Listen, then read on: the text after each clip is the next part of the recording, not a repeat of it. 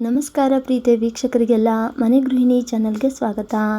ಇವತ್ತಿನ ದಿವಸ ಚಪಾತಿ ಪೂರಿಗೆ ಒಳ್ಳೆ ಕಾಂಬಿನೇಷನ್ ಆಗಿರುವಂತಹ ಆಲೂಗೆಡ್ಡೆ ಗ್ರೇವಿ ಅಥವಾ ಆಲೂಗೆಡ್ಡೆ ಕರ್ರಿ ರೆಸಿಪಿಯೊಂದನ್ನು ತುಂಬ ಸುಲಭವಾದಂತಹ ವಿಧಾನದಲ್ಲಿ 10 ನಿಮಿಷಗಳಲ್ಲೇ ತಯಾರಾಗುವಂಥ ಈ ಒಂದು ಗ್ರೇವಿ ರೆಸಿಪಿ ಯಾವ ಥರ ಮಾಡೋದು ಅಂತ ಇವತ್ತಿನ ರೆಸಿಪಿ ವಿಡಿಯೋದಲ್ಲಿ ನೋಡೋಣ. ವಿಡಿಯೋನ ಸ್ಕಿಪ್ ಮಾಡದೆ ಪೂರ್ತಿಯಾಗಿ ನೋಡಿ ಅಂತ ರಿಕ್ವೆಸ್ಟ್ ಮಾಡ್ತಾ ಹಾಗೆಯೇ ಚಾನಲ್ನು ಕೂಡ ಸಬ್ಸ್ಕ್ರೈಬ್ ಮಾಡಿಕೊಂಡು ಸಪೋರ್ಟ್ ಮಾಡಿ. ನಾನಿಲ್ಲಿ ಗ್ಯಾಸ್ ಸ್ಟವ್ ಆನ್ ಮಾಡಿ ಒಂದು ಕಡಾಯಿಗೆ 1 ಟೇಬಲ್ ಸ್ಪೂನ್ ಅಷ್ಟು ಎಣ್ಣೆನ ಸೇರಿಸಿ ಎಣ್ಣೆ ಒಂದು ಸ್ವಲ್ಪ ಬಿಸಿ ಆಗಿದೆ ಅಂದಾಗ ಸ್ವಲ್ಪ ಜೀರಿಗೆನ ಸೇರಿಸಿ ಜೀರಿಗೆ ಒಂದು ಸ್ವಲ್ಪ ಫ್ರೈ ಆಗ್ತಿದೆ ಅಂದಾಗ ನಂತರ ಕಟ್ ಮಾಡಿಟ್ಟಿರುವಂತಹ ಒಂದು ದಪ್ಪ ಸೈಜ್ ಈರುಳ್ಳಿನ ಸಣ್ಣದಾಗಿ ಕಟ್ ಮಾಡ್ಕೊಂಡು ಹಾಕೊಂಡಿದ್ದೀನಿ. ಹಾಗೆಯೇ ಒಂದು ಸ್ವಲ್ಪ ಕರಿಬೇವನ್ನು ಕೈನಲ್ಲಿ ಈ ಥರ ಕಟ್ ಮಾಡಿಕೊಂಡು ಹಾಕ್ಕೊಂಡಿದ್ದೀನಿ.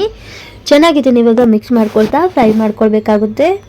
ಈರುಳ್ಳಿ ಒಂದು ಸ್ವಲ್ಪ ಲೈಟಾಗಿ ಫ್ರೈ ಆಗ್ತಾ ಇದೆ ಅಂದಾಗ ನಂತರ ಇದಕ್ಕೆ ಜಜ್ಜಿಟ್ಟಿರುವಂತಹ ಬೆಳ್ಳುಳ್ಳಿ ಮತ್ತು ಶುಂಠಿನ ಹಾಕ್ಕೊಳ್ತಾ ಇದ್ದೀನಿ. ಶುಂಠಿ ಬೆಳ್ಳುಳ್ಳಿ ಪೇಸ್ಟ್ ಇದ್ರೂ ಕೂಡ ಹಾಕ್ಕೊಳ್ಬಹುದು. ಇದನ್ನು ಕೂಡ ಇವಾಗ ಈರುಳ್ಳಿ ಮತ್ತು ಕರಿಬೇವಿನ ಜೊತೆ ಚೆನ್ನಾಗಿ ಇದನ್ನು ಮಿಕ್ಸ್ ಮಾಡ್ಕೊಳ್ತಾ ಫ್ರೈ ಮಾಡ್ಕೊಳ್ತಾ ಇದ್ದೀನಿ. ಗ್ಯಾಸ್ ಫ್ಲೇಮನ್ನು ಮೀಡಿಯಂ ಫ್ಲೇಮ್ನಲ್ಲಿ ಇಟ್ಟು ಈ ಒಂದು ಒಗ್ಗರಣೆನ ನಾನಿಲ್ಲಿ ಫ್ರೈ ಮಾಡ್ಕೊಳ್ತಾ ಇದ್ದೀನಿ. ಈರುಳ್ಳಿ ಹಸಿ ವಾಸನೆ ಹೋಗಿ ಕಲರ್ ಕೂಡ ಚೇಂಜ್ ಆಗಬೇಕು. ಹಾಗೆ ಹಾಕಿರುವಂಥ ಶುಂಠಿ ಬೆಳ್ಳುಳ್ಳಿ ಪೇಸ್ಟ್ ಕೂಡ ಒಂದು ಸ್ವಲ್ಪ ಫ್ರೈ ಆಗಿ ನಂತರ ಇದಕ್ಕೆ ಇವಾಗ ಕಟ್ ಮಾಡಿಟ್ಟಿರುವಂತಹ ಟೊಮೆಟೊನ ಹಾಕ್ಕೊಳ್ತಾ ಇದ್ದೀನಿ. 2 ಚಿಕ್ಕ ಟೊಮೆಟೊಗಳನ್ನು ನಾನಿಲ್ಲಿ ಕಟ್ ಮಾಡಿಕೊಂಡು ಹಾಕ್ಕೊಂಡಿದ್ದೀನಿ. ಟೊಮೆಟೊ ಕೂಡ ನಾನಿಲ್ಲಿ ಸ್ವಲ್ಪ ಸಣ್ಣದಾಗಿ ಕಟ್ ಮಾಡ್ಕೊಂಡು ಹಾಕ್ಕೊಂಡಿದ್ದೀನಿ. ಟೊಮೆಟೊ ಒಂದು ಸ್ವಲ್ಪ ಬೇಗ ಸಾಫ್ಟ್ ಆಗಲಿ ಅನ್ನೋ ಕಾರಣಕ್ಕೆ ಒಂದು ಸ್ವಲ್ಪ ಉಪ್ಪನ್ನು ಸೇರಿಸಿ ಚೆನ್ನಾಗಿ ಇದನ್ನು ಮಿಕ್ಸ್ ಮಾಡ್ಕೊಳ್ತಾ ಫ್ರೈ ಮಾಡ್ಕೊಳ್ತಾ ಇದ್ದೀನಿ. ಟೊಮೆಟೊ ಒಂದು ಸ್ವಲ್ಪ ಫ್ರೈ ಆಗಿದೆ ಅಂದಾಗ ನಂತರ ಇದಕ್ಕೆ ಅರಿಶಿನ ಹಾಕ್ಕೊಳ್ತಾ ಇದ್ದೀನಿ. ಹಾಗೆಯೇ 1 ಚಮಚ ಆಗುವಷ್ಟು ಧನಿಯಾ ಪುಡಿ ಮತ್ತು ಒಂದು ಸ್ವಲ್ಪ ಸಾಂಬಾರು ಪುಡಿನ ಸೇರಿಸ್ತಾ ಇದ್ದೀನಿ. ಹಾಗೆಯೇ ಒಂದು ಸ್ವಲ್ಪ ಖಾರಕ್ಕೆ ಅಚ್ಚ ಖಾರದ ಪುಡಿನ ಸೇರಿಸ್ಕೊಳ್ತಾ ಇದ್ದೀನಿ. ಇವಾಗ ಎಲ್ಲವೂ ಕೂಡ ಒಂದು ಸತಿ ಚೆನ್ನಾಗಿ ಮಿಕ್ಸ್ ಮಾಡ್ಕೊಳ್ತಾ ಇದ್ದೀನಿ. ಈ ಮಸಾಲೆ ಹಾಕೊಂಡಾಗ ಗ್ಯಾಸ್ ಫ್ಲೇಮನ್ನು ನಾನಿಲ್ಲಿ ಲೋ ಫ್ಲೇಮ್ನಲ್ಲಿಟ್ಟು ಇದನ್ನು ಚೆನ್ನಾಗಿ ಮಿಕ್ಸ್ ಮಾಡ್ಕೊಳ್ತಾ ಇದ್ದೀನಿ. ಮಸಾಲೆ ಸೀದೋಗೋ ಚಾನ್ಸ್ ಇರುತ್ತೆ. ಹಾಗಾಗಿ ಗ್ಯಾಸನ್ನು ಲೋ ಫ್ಲೇಮ್ನಲ್ಲಿಟ್ಟು ಈ ಮಸಾಲೆನ ಒಗ್ಗರಣೆಯಲ್ಲಿ ಮಿಕ್ಸ್ ಮಾಡ್ಕೊಳ್ತಾ ಹಾಗೆಯೇ ಈ ಚಮಚದ ಸಹಾಯದಿಂದನೇ ಟೊಮೆಟೊ ಕೂಡ ನಾನಿಲ್ಲಿ ಸ್ಮ್ಯಾಶ್ ಮಾಡ್ಕೊಳ್ತಾ ಇದ್ದೀನಿ. ಪೂರ್ತಿಯಾಗಿ ಟೊಮೆಟೊ ಕೂಡ ನಾನಿಲ್ಲಿ ಸ್ಮ್ಯಾಶ್ ಮಾಡಿಕೊಂಡು ಚೆನ್ನಾಗಿ ಮಸಾಲೆ ಕೂಡ ಮಿಕ್ಸ್ ಮಾಡ್ಕೊಂಡಾಗಿದೆ. ನಂತರ ಇದಕ್ಕೆ ರುಚಿಗೆ ತಕ್ಕಷ್ಟು ಉಪ್ಪನ್ನು ಸೇರಿಸಿ ಮತ್ತೆ ಒಂದು ಸತಿ ಚೆನ್ನಾಗಿ ಇದನ್ನು ಮಿಕ್ಸ್ ಮಾಡ್ಕೊಳ್ತಾ ಇದ್ದೀನಿ. ಮಸಾಲೆ ಎಲ್ಲವೂ ಕೂಡ ಚೆನ್ನಾಗಿ ಒಗ್ಗರಣೆಯಲ್ಲಿ ಮಿಕ್ಸ್ ಆಗಿ ಫ್ರೈ ಆಗಿದೆ. ನಂತರ ಇದಕ್ಕೆ ಇವಾಗ ಬೇಯಿಸಿಟ್ಟಿರುವಂಥ ಆಲೂಗೆಡ್ಡೆನ ಈ ಥರ ಕೈನಲ್ಲಿ ಸ್ಮ್ಯಾಶ್ ಮಾಡಿ ಹಾಕ್ಕೊಳ್ತಾ ಇದ್ದೀನಿ. ನಾನಿಲ್ಲಿ ಒಂದು 4 ಚಿಕ್ಕ ಆಲೂಗೆಡ್ಡೆನ ಬೇಯಿಸಿಟ್ಕೊಂಡಿದ್ದೆ. ಈ 4 ಆಲೂಗೆಡ್ಡೆನೂ ಕೂಡ ಈ ಥರ ಕೈನಲ್ಲಿ ಸ್ಮ್ಯಾಶ್ ಮಾಡಿ ಹಾಕ್ಕೊಳ್ತಾ ಇದ್ದೀನಿ. ಆಲೂಗೆಡ್ಡೆನ ಈ ಥರ ಕೈನಲ್ಲಿ ಸ್ಮ್ಯಾಶ್ ಮಾಡಿ ಹಾಕೊಳ್ಳೋದ್ರಿಂದ ಮಾಡುವಂಥ ಆಲೂಗೆಡ್ಡೆ ಕರಿ ಒಂದು ಸ್ವಲ್ಪ ಗ್ರೇವಿ ಥರ ಚೆನ್ನಾಗಿ ಬರುತ್ತೆ. ಹಾಗೆಯೇ ನಾವು ಚಿಕ್ಕದಾಗಿ ಈರುಳ್ಳಿ ಟೊಮೆಟೊನ ಕಟ್ ಮಾಡಿ ಹಾಕೊಳ್ಳೋದ್ರಿಂದನೂ ಕೂಡ ಈ ಒಂದು ಗ್ರೇವಿ ತುಂಬ ಚೆನ್ನಾಗಾಗುತ್ತೆ.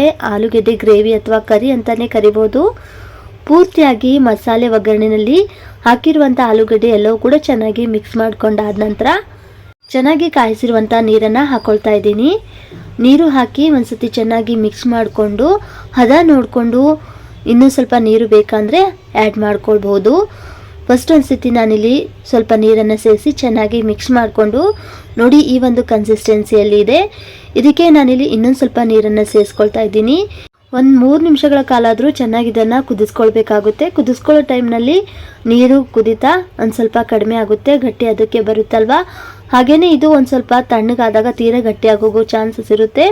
ನೋಡಿ ಈ ಒಂದು ಹದದಲ್ಲಿ ನೀರನ್ನು ಸೇರಿಸ್ಕೊಂಡು ನಂತರ ನಾನಿಲ್ಲಿ ಒಂದು ಸ್ವಲ್ಪ ಸಕ್ಕರೆನ ಹಾಕ್ಕೊಳ್ತಾ ಇದ್ದೀನಿ. ಸಕ್ಕರೆ ಹಾಕೊಳ್ಳೋದ್ರಿಂದ ಹುಳಿ ಪ್ರಮಾಣ ಒಂದು ಸ್ವಲ್ಪ ಕಡಿಮೆ ಆಗುತ್ತೆ ಅನ್ನೋ ಕಾರಣಕ್ಕೆ ಸಕ್ಕರೆನ ಹಾಕ್ಕೊಂಡಿದ್ದೀನಿ. ಸಕ್ಕರೆ ಬೇಡ ಅನ್ನೋರು ಸ್ಕಿಪ್ ಮಾಡ್ಬೋದು. ಚೆನ್ನಾಗಿ ಒಂದು ಸತಿ ಮಿಕ್ಸ್ ಮಾಡ್ಕೊಂಡಾದ ನಂತರ ಮೇಲ್ಗಡೆ ಒಂದು ಪ್ಲೇಟಿಂದ ಮುಚ್ಚಿ ಒಂದು 3 ನಿಮಿಷಗಳ ಕಾಲ ಚೆನ್ನಾಗಿ ಇದನ್ನು ಬೇಯಿಸ್ಕೊಳ್ಬೇಕಾಗುತ್ತೆ. ಮಧ್ಯದಲ್ಲಿ ಒಂದು ಸತಿ ನಾನಿಲ್ಲಿ ಪುನಃ ಒಂದು ಸತಿ ಪ್ಲೇಟನ್ನು ಓಪನ್ ಮಾಡಿ ಚೆನ್ನಾಗಿ ಇದನ್ನು ಮಿಕ್ಸ್ ಮಾಡ್ಕೊಳ್ತಾ ಇದ್ದೀನಿ. ತಳ ಏನಾದರೂ ಹಿಡಿಯೋ ಚಾನ್ಸಸ್ ಇದ್ದರೆ ಹಾಗಾಗಿ ಮಧ್ಯದಲ್ಲಿ ಒಂದು ಸತಿ ಚೆಕ್ ಮಾಡಿ ಪುನಃ ಒಂದು ಪ್ಲೇಟಿಂದ ಮುಚ್ಚಿ ಮತ್ತೆ ಬೇಯಿಸ್ಕೊಳ್ತಾ ಇದ್ದೀನಿ. ಒಟ್ಟಾರೆಯಾಗಿ ಇಲ್ಲಿ ನಾನು 3 ರಿಂದ 4 ನಿಮಿಷಗಳವರೆಗೆ ಈ ಒಂದು ಗ್ರೇವಿನ ಬೇಯಿಸ್ಕೊಂಡಿದ್ದೀನಿ. ಕೊನೆಯದಾಗಿ ಒಂದು ಸ್ವಲ್ಪ ಕೊತ್ತಂಬರಿ ಸೊಪ್ಪನ್ನು ಸೇರಿಸಿ ಚೆನ್ನಾಗಿ ಇದನ್ನು ಕೂಡ ಒಂದು ಸತಿ ಮಿಕ್ಸ್ ಮಾಡ್ಕೊಂಡಾದ ನಂತರ ಪರ್ಫೆಕ್ಟ್ ಆಗಿರುವಂತಹ ಊರಿಗೆ ಬೇಕಾಗಿರುವಂತಹ ಆಲೂಗೆಡ್ಡೆ ಗ್ರೇವಿ ಅಂತಾನೆ ಹೇಳ್ಬೋದು ಅಥವಾ ಕರಿ ಅಂತ ಕೂಡ ಹೇಳ್ಬೋದು. ಈ ಒಂದು ಗ್ರೇವಿ ಇವಾಗ ತಯಾರಾಗಿದೆ ಅಂತಾನೆ ಹೇಳ್ಬೋದು. ನೋಡಿ ಎಷ್ಟು ಸೂಪರ್ ಆಗಿ ಬಂದಿದೆ ಅಂತ. ತುಂಬಾನೇ ಸಿಂಪಲ್ ಆಗಿ ಸರಳವಾಗಿ ಮಾಡ್ಕೊಳ್ಬಹುದು, ಬಹು ಬೇಗನೆ ಆಗುವಂಥದ್ದು. ಇವಾಗ ಒಂದು ಪ್ಲೇಟಿಂದ ಮುಚ್ಚಿ ಸೈಡಿಗೆ ಎತ್ತಿಡ್ತಾ ಇದ್ದೀನಿ. ಬಿಸಿ ಬಿಸಿ ಆಗಿರುವಂತಹ ಪೂರಿ ಜೊತೆಗೆ ಒಳ್ಳೆ ಕಾಂಬಿನೇಷನ್ ಆಗಿರುವಂತಹ ಆಲೂಗೆಡ್ಡೆ ಕರಿ ಅಥವಾ ಆಲೂಗೆಡ್ಡೆ ಗ್ರೇವಿ ರೆಸಿಪಿ ಇಲ್ಲಿ ನಾನು ಸರ್ವ್ ಮಾಡಿ ತೋರಿಸಿದ್ದೀನಿ. ಟೇಸ್ಟ್ ಮಾತ್ರ ತುಂಬ ಚೆನ್ನಾಗಿರುತ್ತೆ ಸ್ನೇಹಿತರೆ. ಒಮ್ಮೆ ಖಂಡಿತ ಟ್ರೈ ಮಾಡಿ. ಮನೆಯಲ್ಲಿರುವಂತಹ ಕೆಲವು ಸಾಮಗ್ರಿಗಳನ್ನು ಬಳಸಿ ಸುಲಭವಾಗಿ ಸರಳವಾಗಿ ಮಾಡಿರುವಂತಹ ಆಲೂಗೆಡ್ಡೆ ಕರಿ ಅಥವಾ ಆಲೂಗೆಡ್ಡೆ ಗ್ರೇವಿ ರೆಸಿಪಿ. ಈ ರೆಸಿಪಿ ವಿಡಿಯೋ ನಿಮಗೆ ಇಷ್ಟ ಆಗಿದ್ರೆ ರೆಸಿಪಿ ವಿಡಿಯೋಗೆ ಲೈಕ್ ಮಾಡಿ, ಶೇರ್ ಮಾಡಿ, ಕಮೆಂಟ್ ಮಾಡಿ.